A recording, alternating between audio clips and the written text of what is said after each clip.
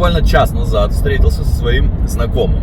И он мне говорит, поделился со мной, что уже как 4 месяца ищет работу. Говорит, что бессмысленно отправляет заявки, никаких ответов не получает. Многие компании отписываются через 2 месяца. Ну и ситуация, в принципе, достаточно сложная. Говорили немножко про работу, работы, куда подаваться. Ну и затронули тему резюме. И мне говорит мой знакомый: слушай, а ты не мог бы проверить, посмотреть мое резюме? Я говорю ему, ну как бы я могу посмотреть, конечно, но вообще подходить к резюме нужно очень с умом, грамотно и продумывая свое резюме, анализируя. И, собственно говоря, к чему я это все? К тому, что я уже неоднократно убеждаюсь, что очень многие подходят к составлению резюме, к своему личному портфолио достаточно халатно.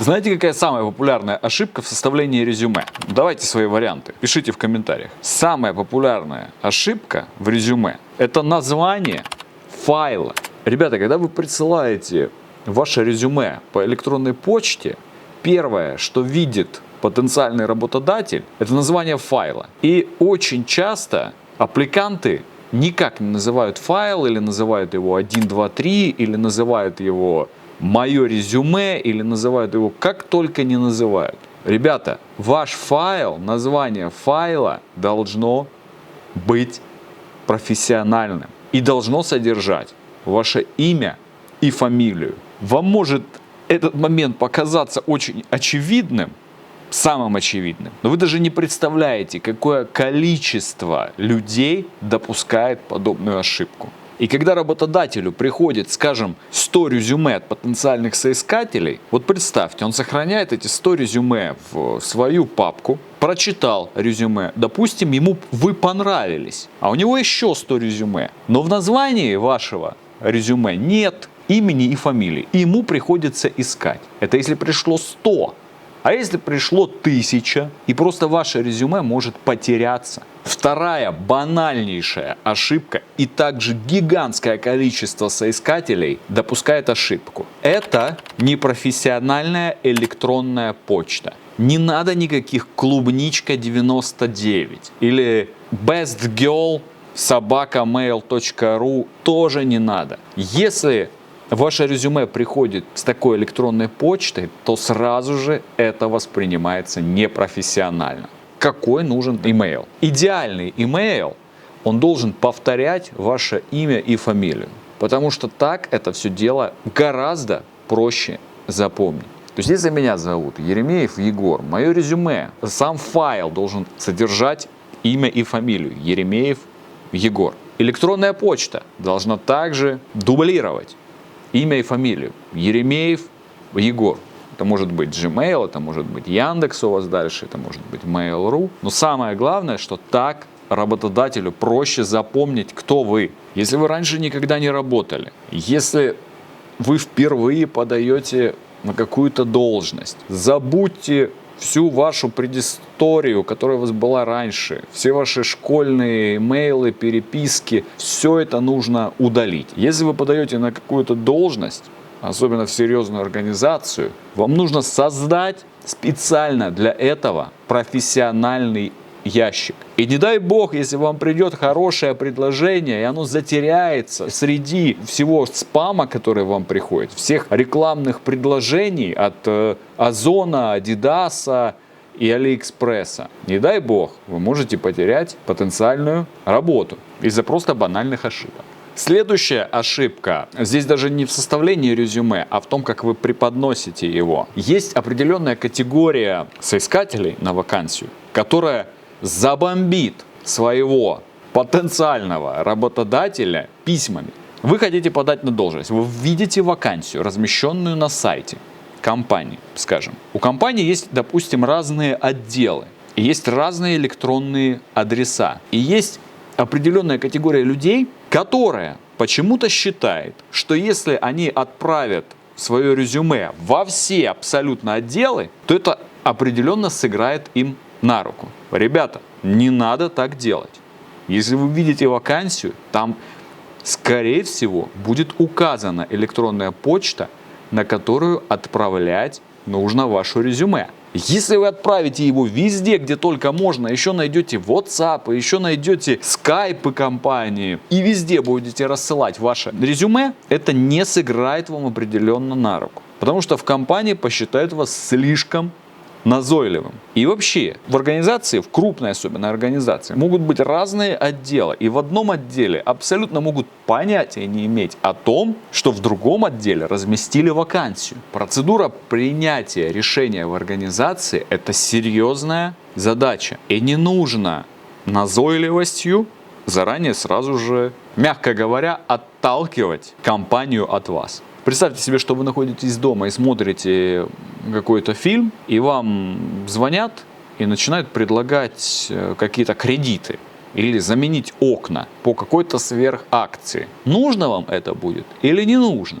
Что вы скажете этим ребятам, которые вам звонят? То же самое нежелательные электронные рассылки. Вот точно так же нежелательные рассылки по всем электронным адресам компании негативно влияет на восприятие вас как потенциального сотрудника. Еду я. Меня также спрашивают, а важно образование или не важно образование? Это вообще очень такое, есть максимализм и минимализм. То есть хорошо или плохо, понимаете? Не бывает такого, важно или не важно. Конечно, важно. Важно образование, и образование не просто отучиться в Гарварде, да, а образование, когда у тебя знания есть. Человек может и не в Гарварде отучиться, а в абсолютно среднем университете, но при этом у него знания будут очень хорошие в каком-то своем деле, очень углубленные. То есть университет, я считаю, университет — это определенная база. Есть, конечно, университеты, которые могут дать очень сильные знания. Это бесспорно. Но есть университеты, которые дают базу. Многие постоянно надеются на вуз как на панацею. Но нет, в вузе, в очень многих вузах, в которых я был, всегда говорят: ребята, вуз — это база, а от этой базы тебя должен как паук цеплять дополнительно еще знания. Учиться надо не на парах и на лекциях. Учиться надо весь день. Понимаете? Вот тогда будет результат.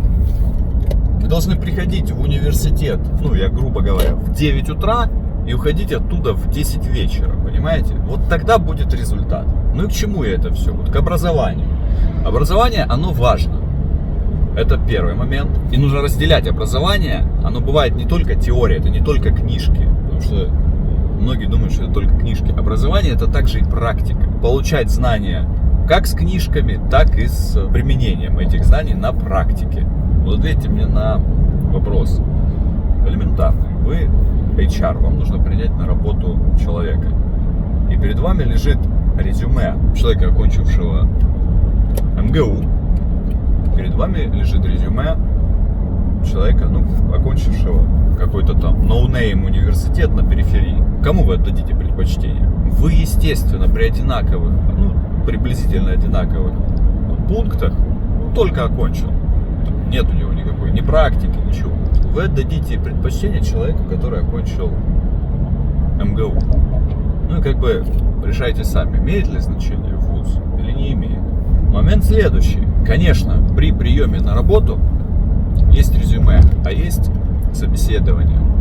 И на собеседовании, как правило, сразу же становится понятно, насколько человек хорошо подходит к своему поиску работы и насколько у человека есть знания. Поэтому сразу же вам говорю, вот эти пункты образования и то, насколько вы разбираетесь в сфере, это сразу же расставляет вещи на свои места. То есть, если вы видеограф, если вы снимаете фильмы, вашему работодателю достаточно посмотреть на ваши работы, сравнить их с другими, все будет понятно. Еще чуть-чуть немножко пообщаться с вами, и все.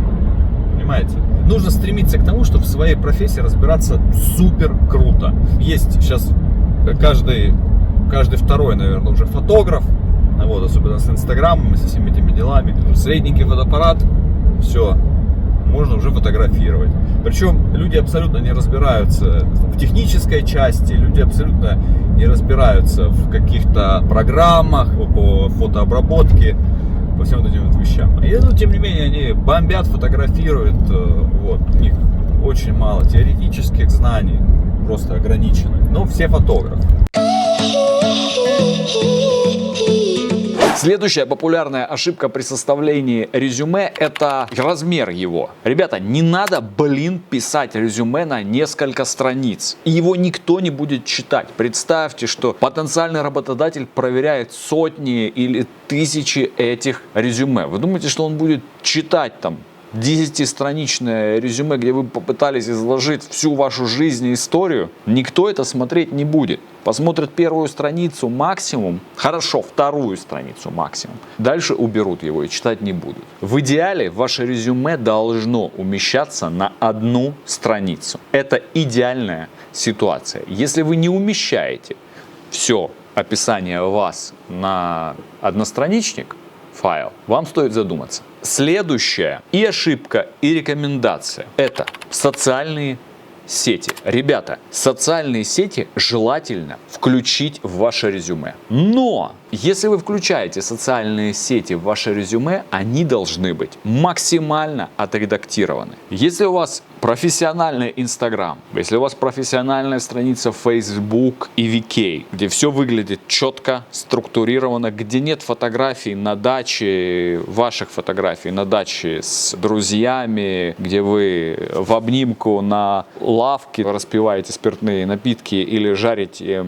шашлыки, если у вас этого всего нет, а есть хороший аккаунт, образцово-показательный, плюс еще если он выровнен по цветовой гамме, ну то есть приятно смотреть на ваш аккаунт, то это супер. И если вы включаете социальные сети ваши, то сразу же это дополнительное преимущество и, ну скажем, ваше лицо. Запомните, что если работодатель посмотрел на ваше резюме, его все устроило, то, скорее всего, следующий шаг, который он сделает, это попробует найти вас в соцсетях, для того, чтобы посмотреть немножко на вашу жизнь. Почему? Почему так многие делают? Потому что вы, если вас работодатель рассматривает уже как сотрудника, вы непосредственно должны вписаться в команду. Вы должны вписаться в команду, и вы будете другом или подругой для многих из уже существующих сотрудников компании. И тут уже будут смотреть на вас как на личность и посмотрят, что у вас есть в интернете уже о вас, какая информация. Следующий важный, но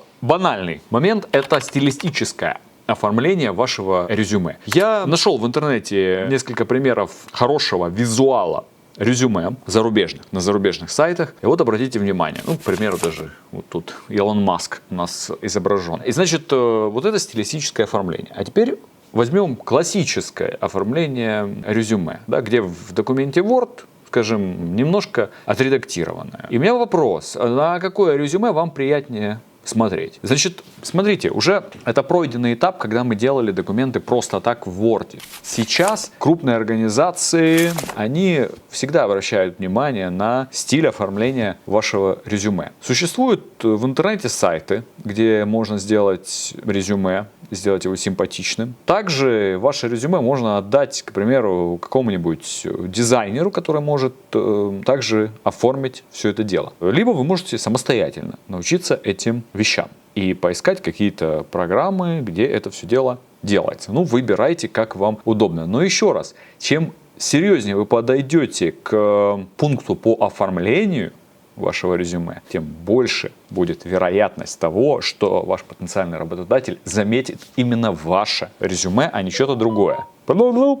Наверное, пришло резюме какое-то очередное. Еду я.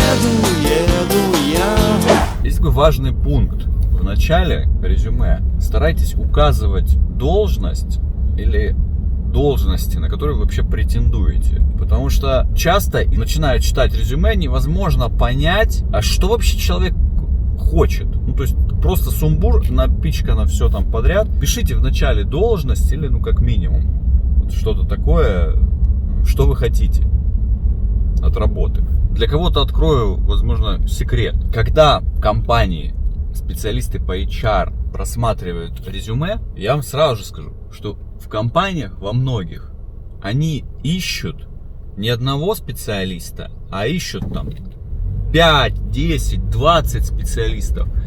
И ищут не только менеджера по закупкам, они могут искать экономиста, они могут искать бухгалтера, колл-оператора, еще, кучу всего. И вот просматривают они заявки, и если они не видят название должности в резюме, на которое вы претендуете, то они просто не понимают вообще, на что вы претендуете, на какую из позиций вы вообще хотите попасть. Поэтому, ребята, не указывая то, куда вы хотите, вы просто сами же перечеркиваете вам дальнейшую дорогу.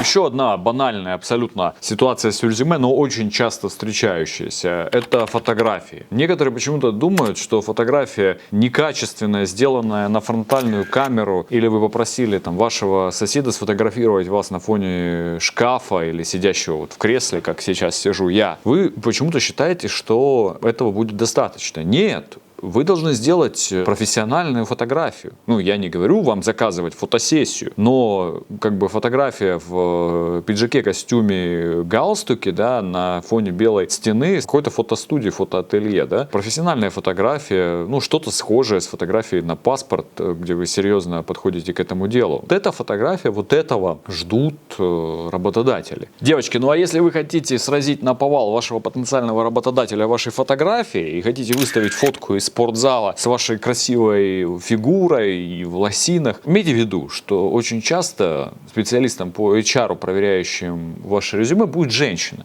И наповал вы ее никак не сразите. Сегодня мы вам расскажем, что такое хорошо и что такое плохо. Еще на одном примере хорошо-плохо показано вот на картиночке слева более качественное оформление в резюме. Обратите внимание, да, то есть на какое резюме вам приятнее смотреть? На то, что слева или на то, что справа? Мне приятнее смотреть на то, что слева, потому что здесь видна уже какая-то структура. И еще одна картинка, это сложно называть резюме, но вот такая радуга. Вот такая радуга в резюме, когда настолько любите все выделять разными цветами и подчеркивать, таких вещей тоже делать не стоит. Всю эту яркую самодеятельность давайте оставим на стенах нашей средней школы. И еще одно не самое лучшее резюме переводчика Гончаровой. Ребята, во-первых, начнем с фотографии. Как я уже сказал ранее, никаких на заднем фоне книг, картиночек, фотографий, желательно фото качественное и без лишних эмоций. Следующее, текст. Текст написан так, что, честно говоря, очень сложно быстро глазами за что-то ухватиться. Не цепляет. Естественно, при просмотре сразу же порядка 10, 20, 30 документов с информацией о разных соискателей, у потенциального работодателя взгляд остановится на наиболее хорошо, красиво оформленных резюме, нежели том, что мы видим сейчас. Если у вас есть опыт работы и вы хотите указать в вашем резюме рекомендации, у вас достаточно хорошие отношения с предыдущим работодателем и он готов за вас поручиться, то это может сыграть вам на руку. Но при этом, если вы указываете рекомендателей ваших, то обязательно укажите контакты, чтобы вашему новому будущему работодателю не пришлось в интернете колохматить весь интернет в поиске телефонов, чтобы можно было созвониться и уточнить, насколько вы были полезны в прошлом. Многие почему-то в своих резюме также указывают точный домашний адрес. Давайте подумаем, какому из работодателей может быть интересно, где вы живете. А тем более, если вас еще даже не приняли на работу. И если в своем резюме вы хотите указать, что вы коммуникабельный, трудолюбивый, стрессоустойчивый и любите работать в команде, то, пожалуйста, не делайте этого. Работодатели не любят этих всех шаблонных фраз. Ребята, если вы все же готовите ваше резюме в Word и будете отправлять его так в Word, то прошу вас, не делайте резюме в виде таблички. В интернете масса резюме соискателей, которые хотят быть либо помощниками руководителя, либо какими-то директорами отделов, управляющими отделов, топ-менеджерами. При этом данным соискателям может быть по 22 года, и в резюме у них может быть указано в навыках «умею владеть Microsoft, PowerPoint и Excel». Вопрос: какой из руководителей примет такого человека, владеющего Word, PowerPoint и Excel, на должность помощника руководителя в 22 года?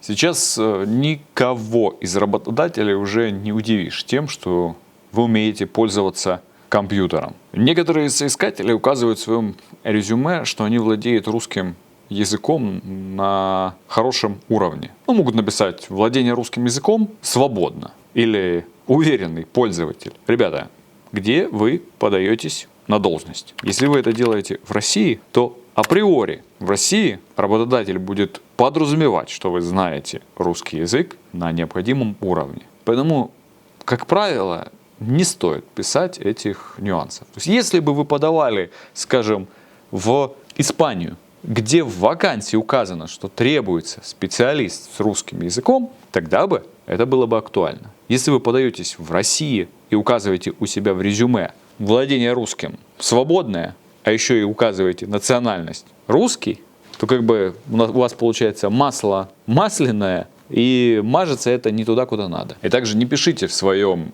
резюме «умею справляться со сложными задачами». Неважно, каким бы специалистом вы себя не считали. И не пишите о вашей стрессоустойчивости. Очень многие указывают в своих качествах положительных стрессоустойчивость. Вы далеко не знаете, что может быть на вашей работе. Но это не точно. Я, конечно, не говорю о том, что у вас будет много стресса. Значит, самое первое. Не пишите вверху резюме. Человек, читающий его, и так понимает, что это резюме. Начинайте сразу же с имени и фамилии. После имени и фамилии должны идти ваши контактные данные. Ну и еще раз электронная почта. Профессиональная. Не плохой парень 666 @yandex.ru, а желательно дублирующая ваше имя и фамилию. При оформлении, опять же, шапки, тела вашего резюме, не старайтесь выделять все в жирный, наклонный, подчеркнутый. В вашем описании избегайте общих фраз. Никому не интересно знать, что вы трудолюбивый чувак и отлично справляетесь с дедлайнами. Также, если вы написали в своем резюме, что вы такой крутой чувак и были руководителем отдела, и внедрили какие-то новые технологии или систему работы и заработали для компании там 10 миллионов долларов, то имейте в виду, что ваш будущий потенциальный работодатель, обратив внимание на вас, скорее всего позвонит в вашу предыдущую компанию и уточнит эти данные. И если они будут немножко расходиться, и вы, скажем, приврали, то это не сыграет вам на руку. Это элементарно. Я бы рекомендовал бы писать вам в таком стиле. Если вы закончили недавно университет, скажем, можно написать следующее. Я мотивированный и ответственный выпускник университета компьютерных технологий по специальности компьютерные технологии. В течение обучения в университете имел опыт практической деятельности в течение 3 месяцев в компании Ernst & Young. Занимался помощью в разработке приложения Ernst Mobile в составе команды 7 человек департамента IT и Development. Что-то такое. Конечно же, в данном случае в своем резюме, в опыте работы вы указываете в хронологическом порядке предыдущие ваши должности или опыт работы. Да, и, кстати, очень большой ошибкой является, когда вы перечисляете ваше образование и ваш опыт не в хронологическом порядке, причем начинать нужно с самого недавнего. То есть то, что было, скажем, в 2019 году, должно стоять в самом верху.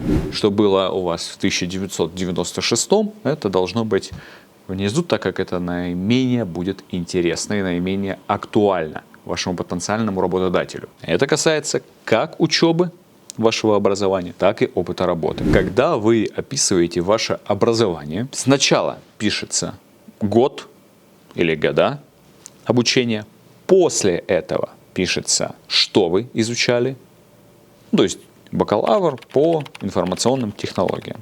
И после этого пишется место, где вы учились. Если у вас нет опыта работы, то в случае с образованием можно указать основные предметы, которые вы изучали, чтобы ваш работодатель мог обратить внимание на то, что вы изучили. В случае с опытом работы ситуация практически идентичная. Нужно указать время вашей работы, после этого вы указываете вашу должность и после этого название компании. И к каждому сегменту в вашей профессиональной деятельности вы добавляете небольшое описание. Желательно буллет-поинтами.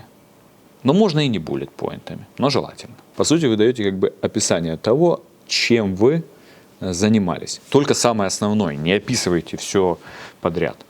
Самое основное, самые основные достижения. Ребята, еще один очень такой очевидный момент, но почему-то многие допускают эту ошибку. Когда вы перечисляете свои хобби, не старайтесь супер приукрасить все и впихнуть все возможные ваши интересы в красках в ваше резюме. Вам нужно только самое необходимое, то, что вы считаете относящимся к делу. И, наконец, когда вы указываете референсы, то есть в предыдущих ваших организациях или в учебных заведениях, в которых вы учились, если вы указываете референсы, ну, я вот работодатель, я читаю ваше резюме, я вижу, что вы работали раньше в «Газпроме», отлично, на хорошей должности, но вы туда ушли и подаетесь сейчас в мою компанию. Если вы указали это, конечно, будет неплохо, чтобы вы указали человека, который сейчас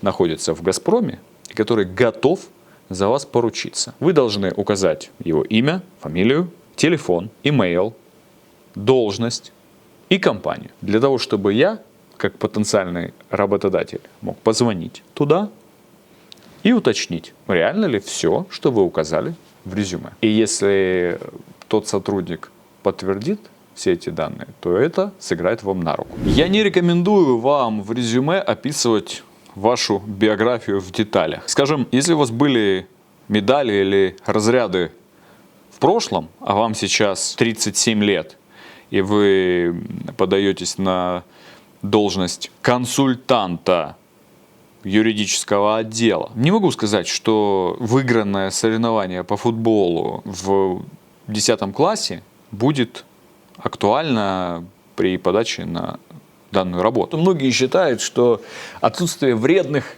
привычек является их очень большим плюсом и достижением. И они также указывают это в резюме. Отсутствуют вредные привычки. Или не пью, не курю. А отношение к алкоголю и курению негативное. Поверьте мне, работодателей это не интересует. Еще одна из ошибок, которую часто допускают студенты или выпускники. Студенты, еще учащиеся в вузах, часто смотрят подработку. При этом в своих резюме они подаются на должности, требующие постоянного присутствия, то есть full time. А они не указывают в своих резюме, что они сейчас учатся на 4-м курсе университета. И это часто вносит сумбур в работу организации. Поэтому я не рекомендую так делать, и я не рекомендую подаваться на те вакансии студентам, которые требуют постоянного присутствия. Самые креативные ребята, когда подаются на какую-то должность, ну или когда они описывают то, кто они, какой у них опыт, ну, допустим, бухгалтер, или, допустим, экономист, или специалист IT-сферы. Они берут, находят определение этой специальности, вырезают какие-то фрагментики и вставляют в свое резюме. Мол, такой-то, такой-то у меня опыт, делал то-то, то-то, а просто скопировав из интернета. И в серьезных организациях, где наймом на работу занимается HR, эта вся креативность будет быстро обнаружена. Поэтому я не рекомендую так делать. И, наконец, после того, как вы составили резюме, дайте его посмотреть и перечитать человеку со стороны, чтобы еще раз убедиться, что ваше резюме будет по вкусу, понравится. Также перепроверьте все на ошибки, Но это прям очевидное. Грамматика и ошибки, чтобы ни в коем случае не было там пропущенных букв. Это сразу же оттолкнет вашего работодателя будущего. Ребята, и смотрите, описание к данному видео я поставлю линк на статью о том, как стоит, да, что стоит писать в резюме, что не стоит, с примерами. Удачи в поиске работы!